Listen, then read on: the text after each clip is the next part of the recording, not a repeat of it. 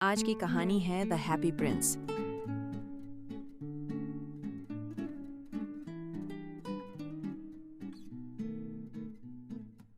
एक समय की बात है। एक शहर के बीचों बीच एक सुंदर प्रतिमा खड़ी थी, हैप्पी प्रिंस। पूरी प्रतिमा सोने से मढ़ी थी। उसकी आंखें चमकते नीलम थीं और तलवार पर एक लाल माणिक जड़ा था।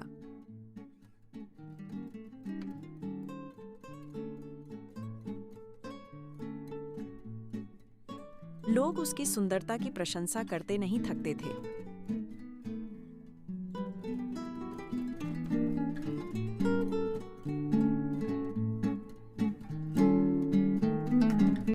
लेकिन इस भव्यता के पीछे शहर के कोनों में गरीबी और दुख छुपे थे।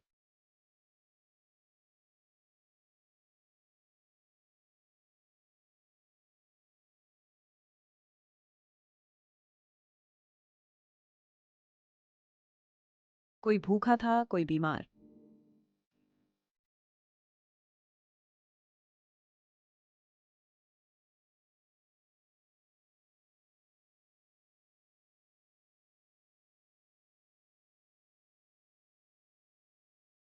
ऊंचे स्तंभ पर बैठा हैप्पी प्रिंस अब सब कुछ देख सकता था और उसका दिल दुख से भर गया था।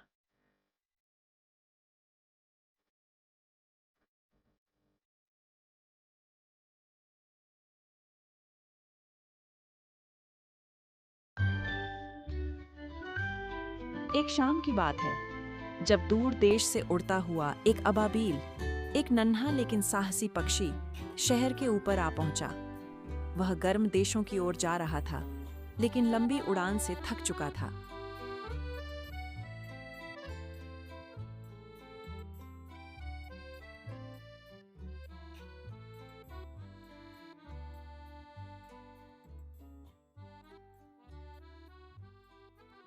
यह ऊंची प्रतिमा तो एकदम शांत और सुंदर है। यहाँ बैठकर रात बिताई जा सकती है। अबाबील अभी सोने ही वाला था कि अचानक उस पर पानी की कुछ बूंदें गिरीं।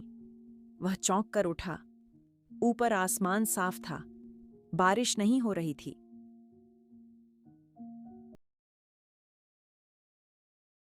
अरे, ये पानी कहाँ से गिरा? आसमान तो बिल्कुल साफ है। अबाबील ने देखा, वह पानी नहीं था, वह आंसू थे। हैप्पी प्रिंस की आंखों से बहते आंसू।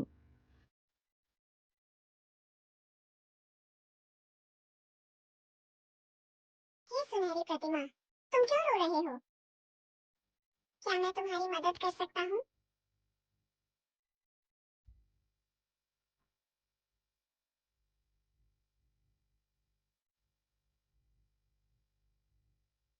जब मैं जीवित था, मुझे दुख दर्द का पता ही नहीं था। अब जब मैं ऊपर से सब कुछ देखता हूँ, तो मुझे लोगों का दुख दर्द दिखाई देता है। मैं अब खुश नहीं हूँ।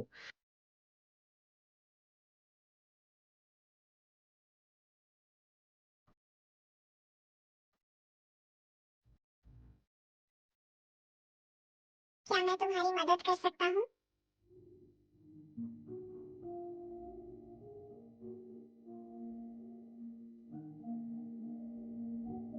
दूर उस गंदी गली में एक झोपड़ी है। गरीब महिला अपने बीमार बेटे के साथ बैठी है।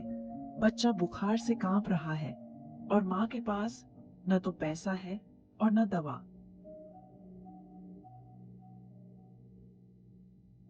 मेरी तलवार की मूठ में एक बड़ा लाल रूबी जड़ा है। कृपया तुम इसे मेरी तलवार से निकाल लो और उड़कर उस महिला को दे आओ।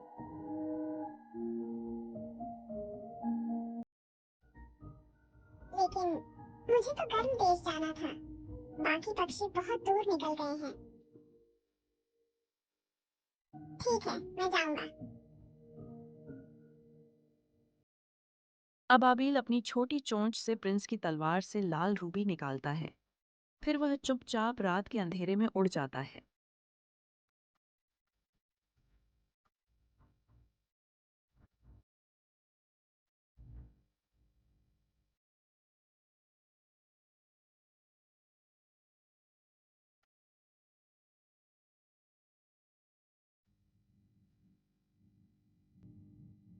हे भगवान, ये कैसे आया?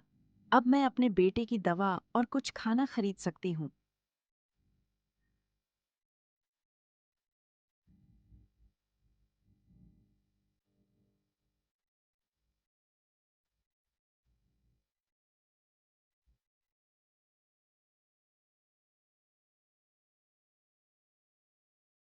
एक पक्षी और एक मूर्ति ने मिलकर पहले दुख को राहत में बदल दिया।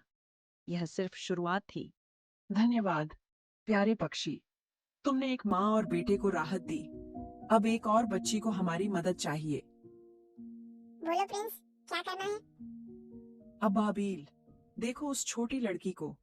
वह नंगे पांव बर्फ में चल रही है। उसके पास जूते नहीं हैं और वह फूल बेच रही है। अगर फूल गिर गए तो उसकी मालकिन उसे पीटेगी।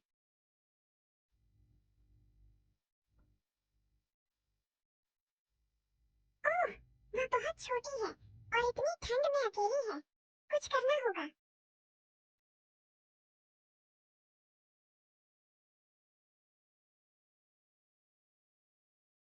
अबाबील, मेरी एक नीलम आंख निकाल लो और लड़की के पास ले जाओ। वह उसे बेचकर जूते और खाना खरीद सकेगी। लेकिन राजकुमार, आपकी आंख, आप देख नहीं पाएंगे। राजकुमार ने शांत मुस्कान के साथ कहा, मेरी आंखों से ज्यादा जरूरी है उस बच्ची की मुस्कान।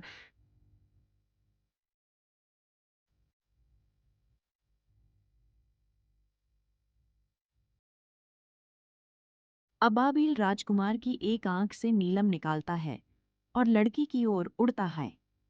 लड़की बर्फ में ठिठुरती हुई चल रही है।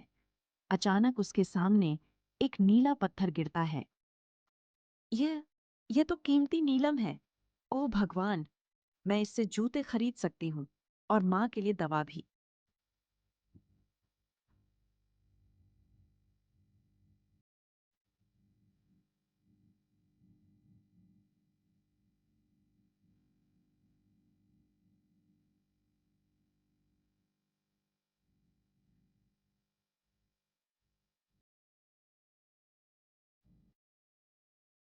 राजकुमार, वह बहुत खुश है।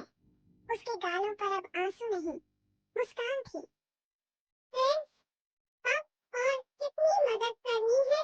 मेरा शरीर सर्दी से कांप रहा है। एक अंतिम मदद, फिर मैं कुछ नहीं मांगूंगा। पास की एक अंधेरी मंजिल में एक युवक बैठा है। लेखक है। वह एक नाटक लिख रहा है, लेकिन बहुत भूखा है और ठंड से कांप रहा है। उसके पास आग नहीं है, रोटी नहीं है। यह आखिरी बार है। कृपया मेरी दूसरी आंख भी निकाल लो और उस युवक तक पहुंचा दो। लेकिन अब तुम्हारी सिर्फ एक ही आंख बची है। अगर मैं वह भी निकाल लूं तो तुम पूरी तरह अंधे हो जाओगे। अब हैप्पी प्रिंस देख नहीं सकता था, लेकिन उसका दिल पहले से कहीं ज्यादा जागरूक था। कभी कभी किसी अजनबी की चुप मदद से किसी की दुनिया बदल जाती है, और यही प्रेम का असली रूप है। तुम बहुत अच्छे हो प्यारे अबाबील। तुमने मेरी आत्मा को पंख दिए हैं।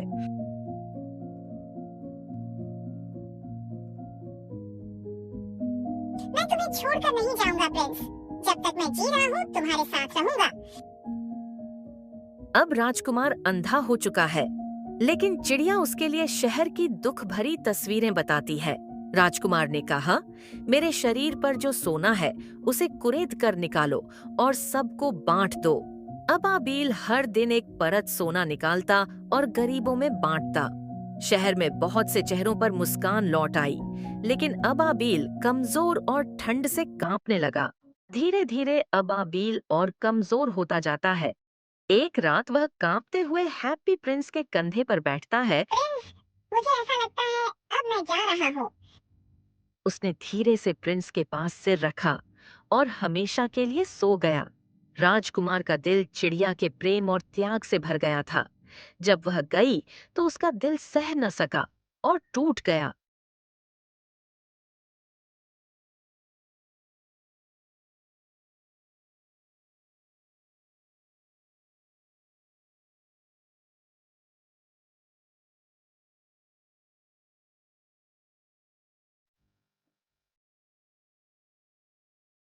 अगली सुबह शहर वालों ने प्रतिमा को हटवा दिया।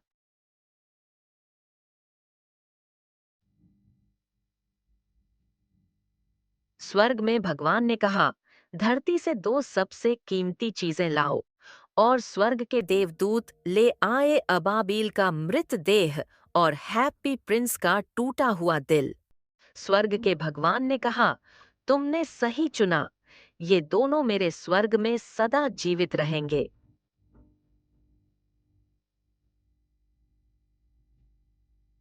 यह कहानी हमें सिखाती है कि भलाई का कोई कार्य व्यर्थ नहीं जाता, वह किसी न किसी रूप में अमर हो जाता है।